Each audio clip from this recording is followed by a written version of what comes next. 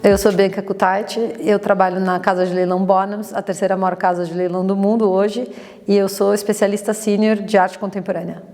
Eu comecei a trabalhar com arte com 16 anos na escola, eu era fotógrafa e eu comecei a trabalhar como fotógrafa dentro de um ambiente que era ainda de escola. Quando eu fui fazer faculdade eu fiz comunicação na FAAP, mas eu já queria trabalhar com arte, eu já sabia que meu mercado era esse, eu já sabia que meu foco ia ser esse e eu fui engatinhando para esse caminho. E eu abri em 2009, eu abri meu advisory aqui em São Paulo e isso organicamente eu levei para os Estados Unidos para testar, ver se dava certo.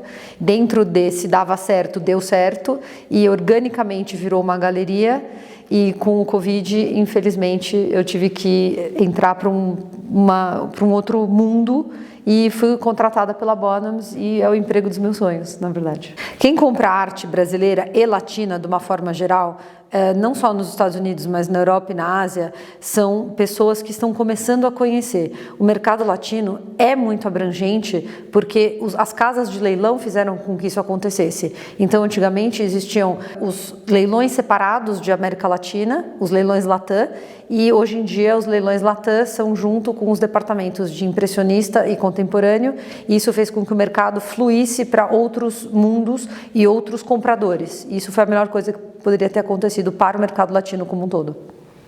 A diferença dos mercados é o seguinte: o mercado primário, que são as galerias, é da onde o artista entrega a obra diretamente para o galerista. A relação é galeria, artista, galeria, público-alvo. E isso, a galeria acaba sendo a chancela para o mercado primário. O mercado secundário, que somos nós, é quando vem direto do comprador para um outro comprador. E nós somos os intermediários disso. Nós, leilões, somos os intermediários disso.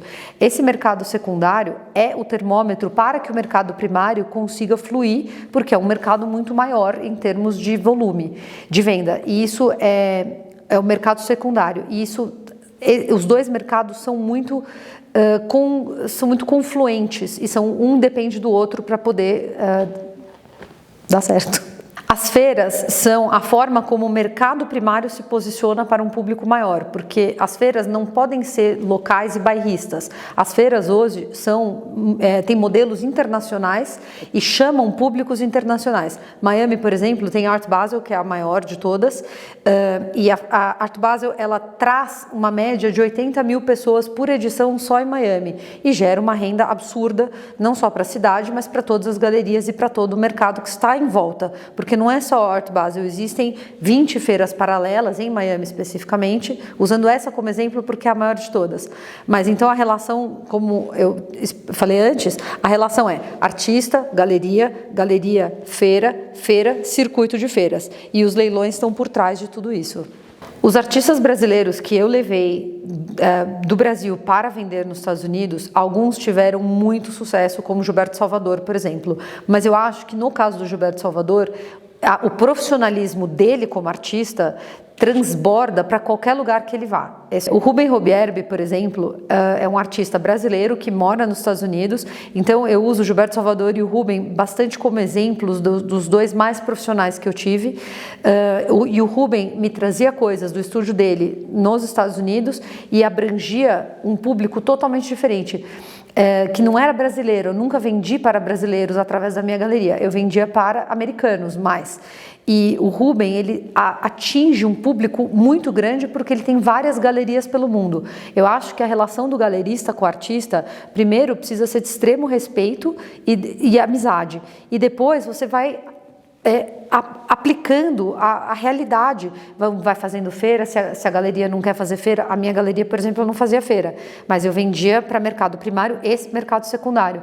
Então isso são as relações que tem que todo mundo estar de acordo, entrar em comum acordo para poder dar certo. A minha opinião sobre o SP Art é extremamente pessoal. Partindo disso é o seguinte, eu acho que o SP Art é uma feira que começou com um conceito maravilhoso, tinha galerias estrangeiras durante várias edições e dos últimos anos para cá, e não é pós-Covid, é dos últimos muitos anos para cá, as galerias estrangeiras perderam o interesse, as entraves fiscais dificultaram a entrada das galerias estrangeiras, porque ninguém quer ficar pagando imposto de trouxa, e o SP Art esse ano, para mim, foi absolutamente o mais fraco que teve, e eu acho que as galerias são obrigadas a fazer as feiras regionais, que hoje em dia só existem duas, né, o Art Rio e o SP Art, são obrigadas a fazer essas duas feiras, e aliás eu acho o Art Rio uma feira excelente, porque senão não chancelam para o mercado internacional, para fazer feira fora do Brasil. Eu já participei de várias outras feiras latinas, como, por exemplo, a Feira do México, a Zona Maco, que é a principal, e as feiras paralelas, todas excelentes, inclusive a Feira Material no México, é uma das melhores feiras que eu já fui na minha vida.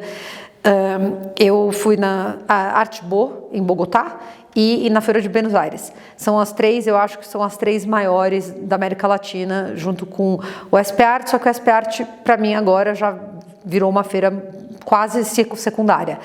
As feiras do México têm um programa institucional imbatível. A Zona Maco, que é a feira principal, com grandes galerias estrangeiras, por exemplo, o Sean Kelly, e o Sean Kelly, ele mesmo estava lá recebendo as pessoas, então isso para mim é de uma respeitabilidade muito grande. Colecionadores do mundo inteiro e, como eu falei, o programa institucional com os museus bombando atrás fazendo evento. Então, isso para mim, esse comparativo, Artbo, que é a de Bogotá, a mesma coisa, um programa institucional incrível, galerias espetaculares. Tem uma galeria de Bogotá especificamente que chama Elvira Moreno, que fez uma programação maravilhosa quando eu estava lá, e eu acho que essas galerias mais fortes puxam que as outras, e todo mundo tem sucesso num conjunto de coisas. Não só um tem sucesso e os outros ficam tentando comer pelas beiradas. Eu acho que se funciona para um maior, funciona para todo mundo. E isso aqui no Brasil deixou de acontecer. Em 2017, eu acho que deixou de acontecer, para falar a verdade. E se quiser eu conto por quê. Foi 2017 ou talvez tenha sido 2016, mas acho que foi 2017. Teve uma pequena chuva e o prédio da Bienal deu uma suave alagada, como alaga o Parque do Ibirapuera. Quem é paulista, como nós, sabemos que o Parque do Ibirapuera alaga quando tem uma chuva XPTO. O que aconteceu? Eu entrei na feira, eu e mais um monte de gente pela entrada principal da Bienal, e tinha uma galera com rodo tirando a água de dentro dos estandes das galerias. Isso não pode acontecer, não foi a primeira vez. Isso já tinha acontecido no SP Art Foto, no Shopping JK, então não é uma falha do prédio da Bienal, porque quem faz a montagem é o SP Art, não é a Bienal não é responsável, e isso vazou água no SP Art Foto em vários estandes, e nesse do prédio da Bienal especificamente estava a Galeria Lisson, que é uma das mais importantes do mundo. A hora que eu subi no estande, todo mundo falando, gente, a Lisson. Na hora que eu subi, eles estavam no segundo andar, eles estavam literalmente colocando as obras de arte de volta nas caixas e com a parafusadeira elétrica fechando, e foram embora. Não é que eles foram embora da feira, eles foram embora do Brasil no segundo dia de feira e nunca mais voltaram. As 4 maiores casas de leilão do mundo têm especialistas latinos, como tem especialistas chineses, como tem especialistas de todos os países, porque é importante para um público ter alguém que entenda a cultura deles, a língua deles e culturalmente por que aquilo vale o que eles estão pedindo. Eu acho que essa aproximação dessas empresas enormes com o público, tanto o vendedor quanto o comprador, é importante que tenha alguém com a mesma sinergia. Então, uma casa de leilão, as 4 maiores, acabam tendo especialistas latinas e equipes latinas que possam evoluir junto com o cliente. O mercado latino é imenso, do México para baixo é absolutamente imenso o mercado de arte latino. Tanto que Miami, Art Basel é em Miami e não em Nova York, em Chicago, em Los Angeles, nos Estados Unidos, porque existe um preparo financeiro desse mercado para que aconteça. Para a arte latino-americana não existe um número de previsão, existe um número global que o UBS Report solta 2 vezes por ano, e soltaram agora, eu ainda não li o report inteiro, mas a previsão é que 2023 gere 63 bi de dólar o mercado de arte como um todo. Isso é um número bem consistente. O ano passado, se eu não me engano, foram 63, então esse ano houve um aumento de 4 bilhões de dólares, e isso dividido entre feiras, leilões e galerias e mercado primário e secundário. As casas de leilão, as 4 maiores casas de leilão do mundo, elas não é que elas não têm escritórios no Brasil, a Christie's e a Sotheby's têm, e tem pessoas trabalhando aqui extremamente competentes. A Phillips e a Bonhams, que são a terceira e a quarta, não têm escritórios no Brasil por conta dos entraves tributários, que no Brasil a gente sabe que são super bacanas. Todas as entraves tributárias no Brasil dificultam entrada institucional de obras de arte para museu, para as galerias, para exposições temporárias, para várias coisas, e para leilão principalmente. Então é muito difícil para o mercado como um todo. Se não existissem tantas entraves, eu acho que seria um mercado que gera muita renda, como eu falei, a previsão para 2023 agora são 67 bilhões de dólares, não sou eu falando, é o UBS, o maior banco do mundo, a entrave, ela causa uma série de conflitos, e não é uma entrave, é um imposto maluco de entrada de obras de arte no Brasil, que existe há mais de 50 anos, e que ninguém consegue resolver. As galerias até tentam, as instituições tentam, os museus tentam, mas não consegue, porque ninguém consegue chegar num consenso o que é o melhor. Se não houvessem essas entraves, eu acho que as feiras seriam muito maiores, eu acho que existiriam outras feiras pelo Brasil, que isso seria extremamente importante, e eu acho que poderiam existir mais exposições e mais abrangência de público, porque o Brasil é um país extremamente rico culturalmente e existe um breque eterno, porque as pessoas não conseguem transitar com obra de arte para dentro e para fora do Brasil.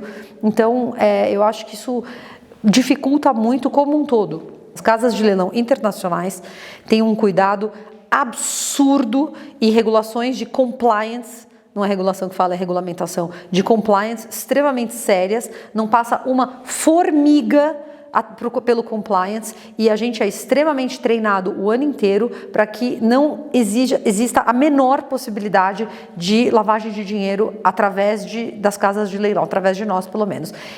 Pela Bonhams, eu acho muito difícil acontecer, muito difícil. Porque existem muitas regulamentações, existem muitas pessoas envolvidas, se passa pela primeira barreira, existem 8 novas barreiras, então sempre vai existir alguma forma de que a regulamentação seja imposta. A captação de obras latino-americanas para os leilões mundiais, porque a regra aplica não só para os Estados Unidos, mas aplica para a Europa e aplica para a Ásia também. A captação é feita de uma forma extremamente rígida, porque não é qualquer pessoa que pode ser vendedor ou comprador de uma casa de leilão. Você passa por um KYC, que é o Know Your Client. Então, as casas de leilão sabem todas as informações de banco, informações pessoais, endereço, passaporte. A gente tem um banco de dados que passa por muitas etapas até chegar para o cara ser um vendedor de uma obra de arte dentro de uma casa de leilão. Tanto vendedor quanto comprador, exatamente para evitar algum tipo de tentativa de criminalização através de obras de arte. As casas de leilões hoje em dia são extremamente rígidas em relação a isso. Então, a gente tem, por exemplo, muitos advisors que trazem clientes para nós, e tanto o advisor quanto o cliente passam pelo KYC e passam por compliance. E aí, a partir do momento que está tudo bem, aí sim a gente consegue mandar uma avaliação, mandar uma precificação e mandar uma estimativa para o cliente, aí ele aceita, aí nós fazemos um contrato que também é extremamente regrado, é extremamente cheio de leis de compliance universal, porque serve para a empresa como um todo. O cliente brasileiro que tanto compra quanto vende através da Bonhams, eu posso falar pela Bonhams, mas eu acho que isso aplica numa regra geral. São clientes que já passaram por todas as etapas de verificação e etc. E existem muito mais clientes do que eu imaginava que tem tudo direitinho, que tem tudo na ponta do lápis, que tem todo o KYC deles passa direitinho, e isso me surpreendeu de uma forma muito positiva. Os clientes, eles têm que ter toda a documentação completamente em dia. Imposto de renda, declaração de conta de banco, e os clientes não só brasileiros, os latinos como geral, não tem muito fama boa de terem isso, e eu me surpreendi com a quantidade de pessoas que têm tudo organizado e tudo bem feito. Isso para mim foi uma bela surpresa quando eu entrei para trabalhar na Bonhams.